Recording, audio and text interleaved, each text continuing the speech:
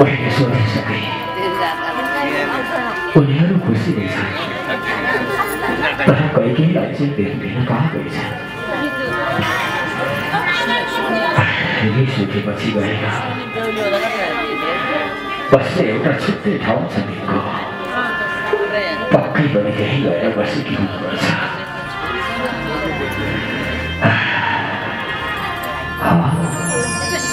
यहाँ आएर बसेकी रहेछ आज किन तिम्रो अनुहारमा मलिनता देखिरहेको छु महाराज मेरो अनुहार जहिले पनि यस्तै हो खै मलिन जस्तो त मलाई लाग्दैन मलिन देख्नुको होला नि उता उचाइ अनुहारका त छन् नि चेक्रे कान्छी अहिले यो के भन्दैछ मेरो लागि तिमीहरू सबै बराबर हो गएकी राज्य हामीलाई दिने बेलामा तिम्रो अनुहारमा मलिनता अलि सुहाएन महाराज म आज तपाईँलाई एकान्तमा भेट्नको लागि बसेको हजुरसँग मैले दुईवटा वरदान माग्नु छ थाहै छ हजुरलाई जुन वरदान हजुरले पहिले नै दिन्छु भनेर वचन दिनुभएको छ आज म त्यही दुईवटा वरदान माग्न तयार छु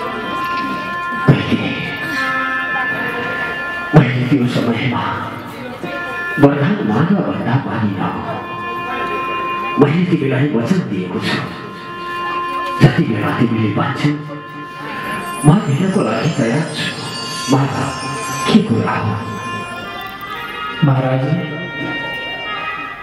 14 वर्षको लागि यो अयोध्याको राज्य मेरो छोरो भरतलाई माग्न चाहन्छु भरत राज्य बनाउन चाहन्छु अयोध्या भरतलाई यो राज्य म यो के सुन्दैछु बहिनी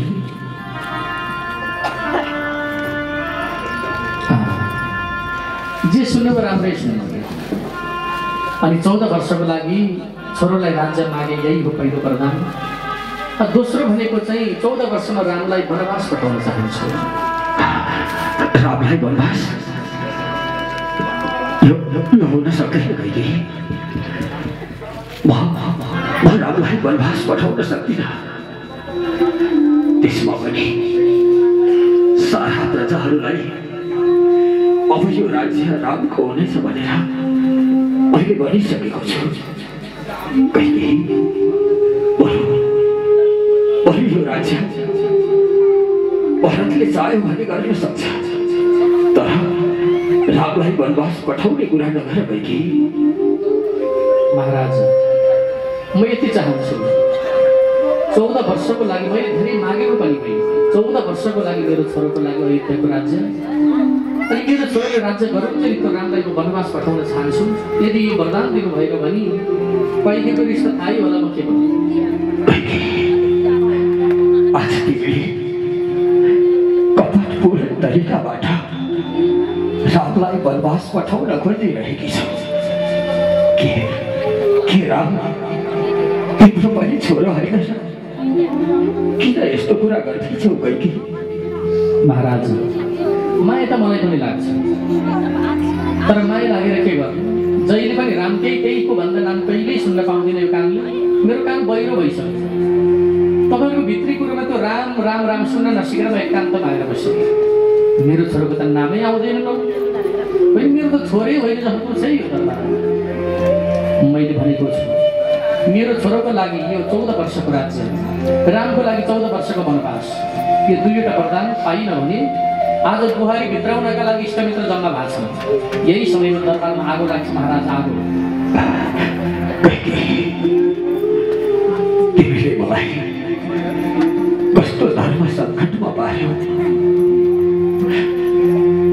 तिमीले मागेको कुरा नदिऊ भने म वचनमा हारेको छु दिऊ भने रामलाई वनवास पठाउनु पर्ने भन्यो र कैके तर अझै पनि समय छ तिमीले अरू केही माग्न सक्छौ कैके महाराज म जे मागे पनि दिन तयार छु कैके समय मेरो मात्र होइन समय तपाईँको पनि बाँकी छ हिजो प्रजालाई राम राज्य हुन्छ भनिदिनु भएको थियो, अब आज एक शब्दले भरतमय राज्य हुन्छ भनिदिनु सकियो। म त्यो पनि भन्न सक्दिनँ,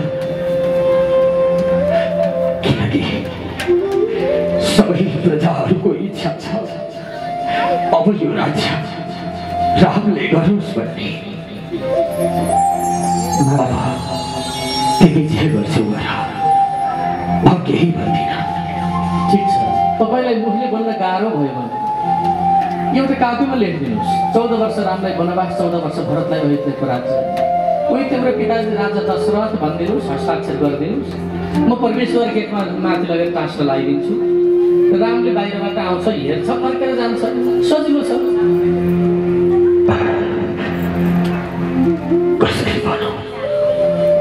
कसरी वनवास जाऊ भनेर भनौँ। हिजोसम्म त यो कुरामा तिमी खुसी नै थियौ, कतै कतै तिमीलाई पत्थरले कुरा लगायो कि त होइन? अर्कालाई दोष दिनु हुँदैन, पाप लाग्छ। कसैले कुरो लाउनु परेको छैन मलाई, म बुझ्ने छैन, अरू लाउनु पर्छ मलाई कुरो। महाराज, मैले सबै तय गरिसकेँ, कापीको पानामा लेखेर टाँसिदिसकेँ। अब त म कति खुसी छु। 14 वर्षको लागि मेरो छोरोको राज्य हुन्छ अयोध्या। अनि राम भित्र नआइकन जान्छ, बिचरा बुहारी भित्राउने यत्रो तमासा व्यर्थै।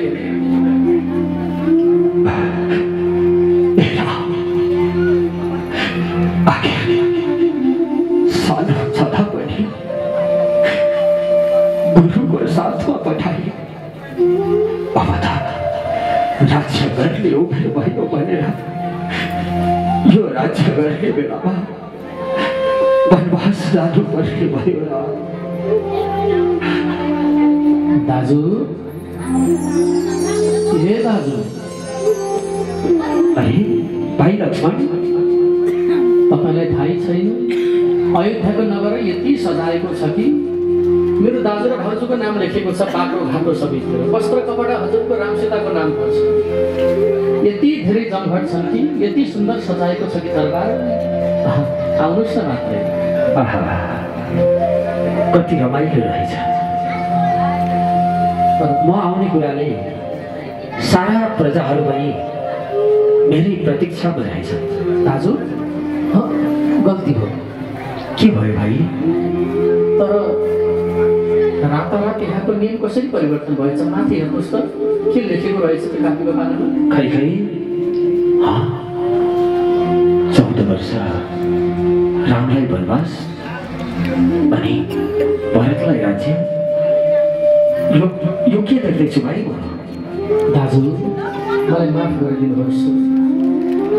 म जाँदासम्म यस्तो केही पनि थिएन, तर आज हेर्नुहोस् न, मैले मेरो दाजुलाई झुटो बोले जस्तो हो। यो कसरी यस्तो हुनेको मलाई थाहा छैन। म अन्जानमा छु। भाइ लक्ष्मण, आखिर भाग्यमा लेखिएको कुरा मेटेर मेटिँदैन। मलाई 14 वर्ष वनवास लेखिएको रहेछ। ठिक छ, तिमीहरू दरबारमा जाऊ, गएर पिताजीको सेवा गर। म वनवासको लागि तयारी भएर बिदा माग्न आउँछु। दाजु, के बोल्नु भएको हजुरले यस्तो? हजुर वनवासको भेषमा आउनुभयो, मलाई हेर्नुहोस् त, म पनि त्यही भेषमा छु। म पनि हजुरको साथमा जाने हो, मेरी भाउजू पनि हजुरको साथमा जानुहुन्छ। फेरि बाबा आमाको अगाडि भाइ त बस, सीता तिमी बस भन्नुभयो भने म यति रिसाउँछु, संसार छोड्छु, तर मेरो दाजु भाउजूको सेवा गर्न म छोड्दिनँ। जाऊ, विलम्ब भयो। अब तिमीहरूको यही इच्छा छ भने म के भनौँ? सीता,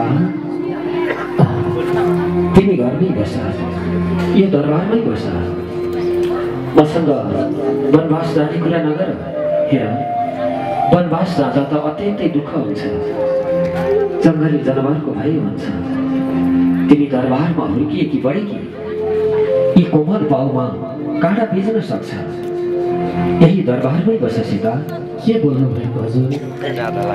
यो सीताको मन दुख्छ, कमालो मान्छ भनेर बस्नु भएन।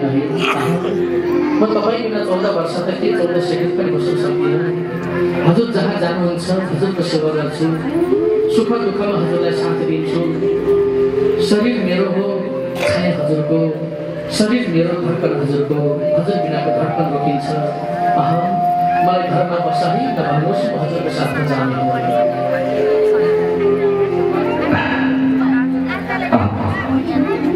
अब गएर बिदा पाकेर जानुपर्छ।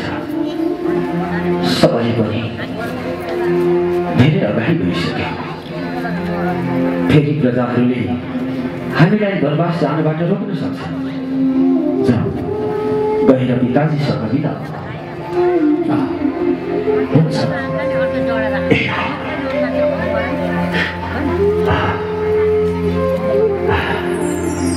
सीता माता पितालाई ठोक गर।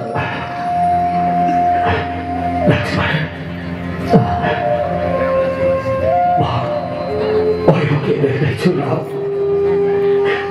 यो दरबारमा प्रवेश गर्नु पर्यो। तिमीलाई वनवासको वेशमा। पिताजी तपाईँले जे देख्नुभयो ठिक देख्नुभयो। हेर्नुहोस् न, हजुरले कापीमा लेखेर टाँसिदिनु भएछ। 14 वर्ष रामलाई वनवास, 14 वर्ष भरतलाई राज्य। अनि बाबाको अनुमति त मान्नै पर्यो। त्यसैले वनवास जानको लागि तयारी भएका छौँ पिताश्री। मात्र हजुरसँग बिदाबारी माग्न आएको हो। मलाई यो दरबारमा छोडेर वनवास नजाऊ राम। म एक्लो हुन्छु राम।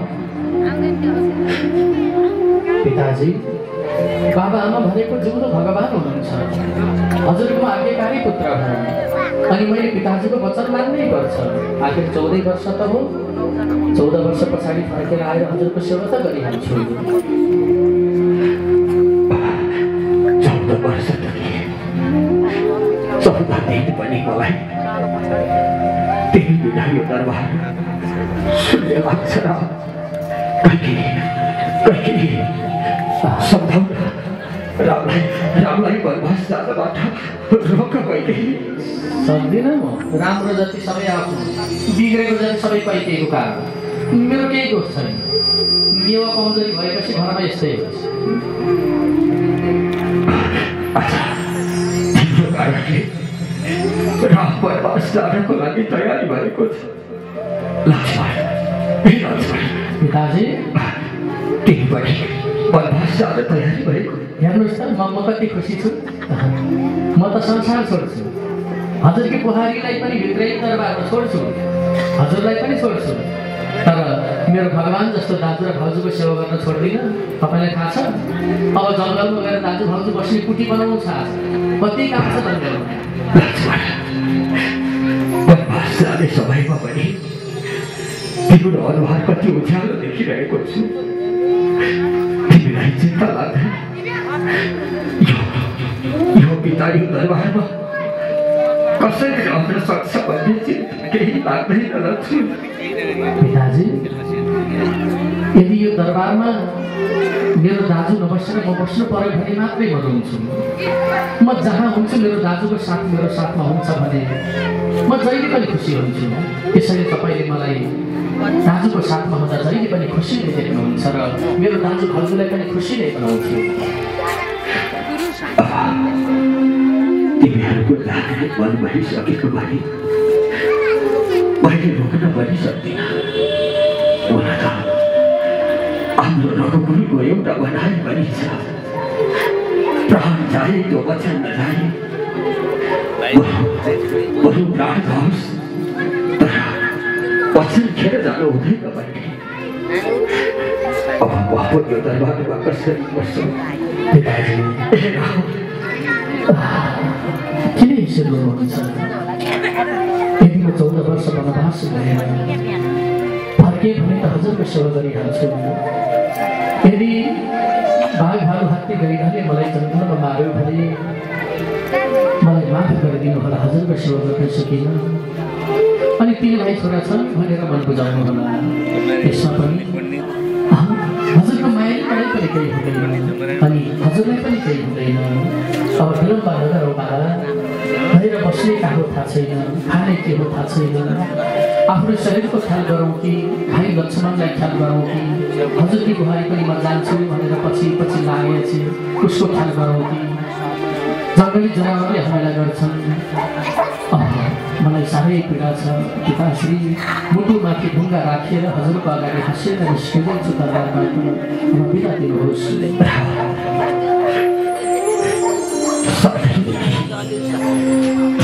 यो दरबारमा बस्न जुराएको रहेको छ मेरो रहम। आखिर मेरो निधारमा भावीले यस्तै लेखेछ। सानै छँदा पनि बाबाको माया पाइन, काखमा खेल्न पाइन, अनि ठुलो भएपछि पनि म दरबारमा बस्न पाइन। म त अभागी रहेछु पिताश्री। हजुरकी बुहारीसित कति अभागिनी रहेछन्, जसले कर्म घरमा आएर भित्रिनसम्म पनि पाइनन्। भाइ पिताश्री, जति सम्झो त्यति आँखा रसाउँछ। विलम्ब नगर उहाँलाई बिदा दिनुहोस्, आशीर्वाद दिनुहोस्। अब तिमी बिना यो दरबार शून्य हुन्छ र नरमाइलो हुन्छ र नरमाइलो राजै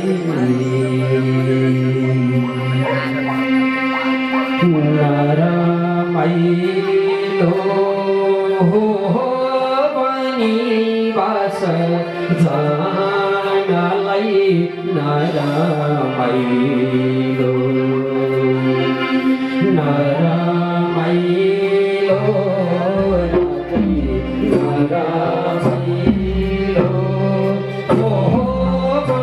बनिवास जानलाई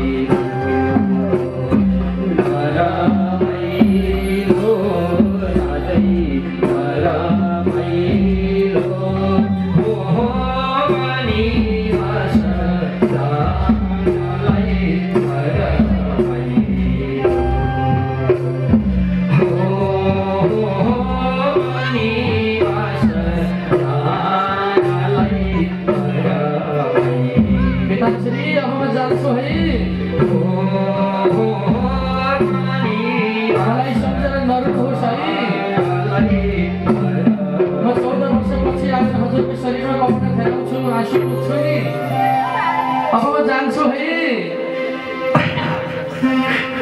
अझै पनि रामले बोलाएको जझल्को आइरहेको छ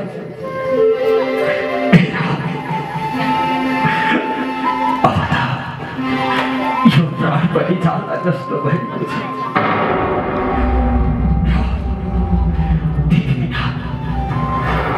अब म बाँच्न सक्दिनँ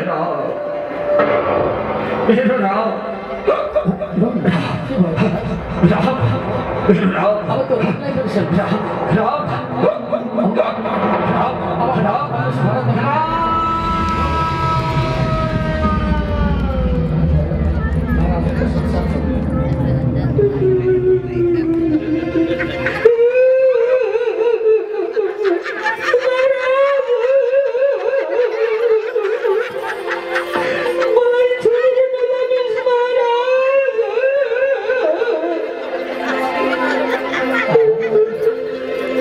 जति रही मरेका उठ्दैन राम राम राम भनेर उच्च बतास लगाइदियो जान्छ